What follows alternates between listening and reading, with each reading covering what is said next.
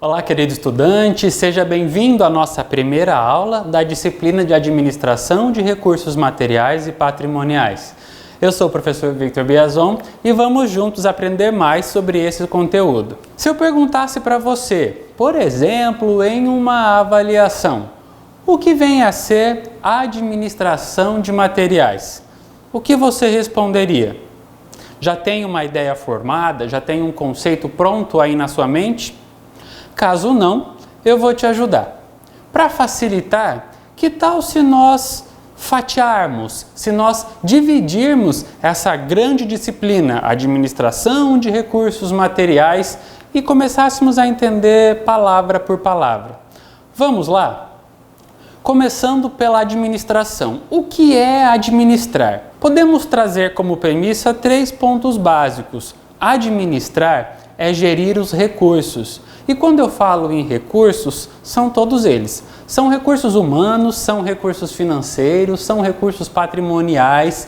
Claro, são matérias-primas, que são os recursos patrimoniais, são materiais de uma forma geral. O bom gestor, o bom administrador, precisa ser competente para cuidar de tudo isso, para gerir tudo isso.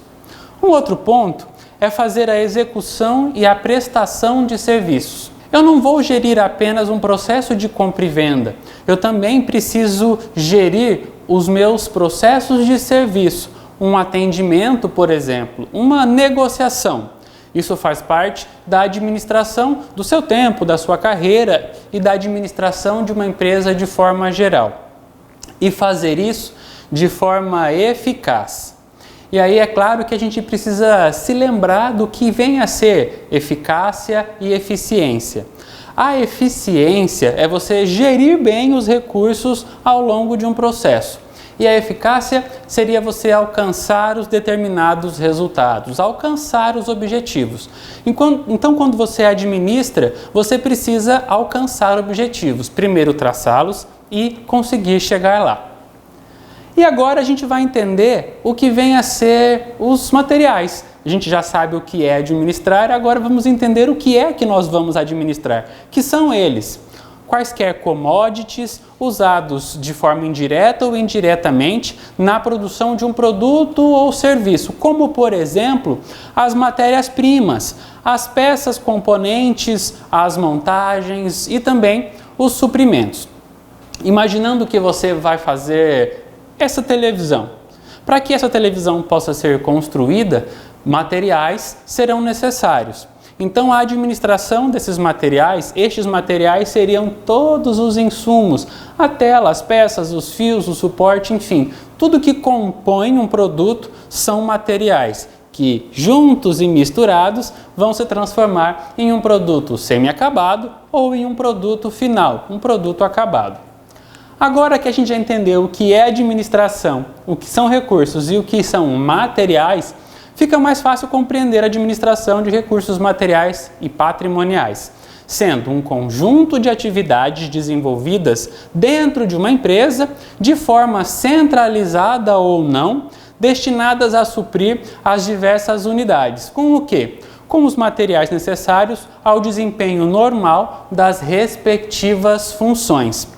Então, quando eu ou você formos administrar recursos materiais, a gente tem que saber quais são esses materiais, saber quais são as funções e saber onde esses materiais serão requeridos, para que a gente possa tirá-lo de um local, transportá-lo para o outro, para que possa ser usado a fim de alcançar objetivos. Devemos lembrar também, a partir dos conceitos da gestão de materiais, que esse é um departamento, também compete funções e diversos processos que culminam em atividades e tarefas. É uma sequência de operações que tem início desde a identificação do fornecedor, na compra do bem, neste recebimento, no processo de transporte interno, no acondicionamento ou na guarda, e também a distribuição ao consumidor. Então, desde o pensar a matéria-prima até que o consumidor final receba esse produto, estaremos trabalhando com os conceitos de gestão de materiais. E para que fique claro quais são os objetivos da administração de materiais, eu trouxe esse quadro para vocês, que fala sobre o que deve ser comprado, como, quando, onde, de quem, por que preço e em que quantidade. São essas as respostas que você precisa ter para ser considerado um bom gestor, um bom administrador de materiais. E agora, professor, quais seriam as atividades da administração de materiais? Para facilitar, eu também compilei elas todas aqui em um quadro. Uma delas, não vou dizer que é a primeira, nem a mais importante, mas uma delas é o controle de estoque, que se faz necessário para que o processo tanto de produção quanto de vendas opere com o mínimo de preocupações e qualquer desnível. Também temos o processo compras, que se preocupa com o estoque da matéria-prima e de todos os insumos necessários. Também temos o almoxarifado, que é conhecido como o depósito, o armazém, é o local onde os nossos materiais serão armazenados. Sabe a despensa da sua casa, onde você guarda os produtos? Seria o almoxarifado da empresa. Temos o planejamento e controle da produção, que é o setor responsável pela programação e todo o controle do processo produtivo, que aí sim vai desde a compra até o produto ser entregue. Temos a importação, caso a empresa trabalhe ou precise trabalhar com uma matéria-prima que venha de fora, ela precisa também comprar esse produto, essa matéria-prima de um outro país, levando em consideração a tributação e o processo de entrega.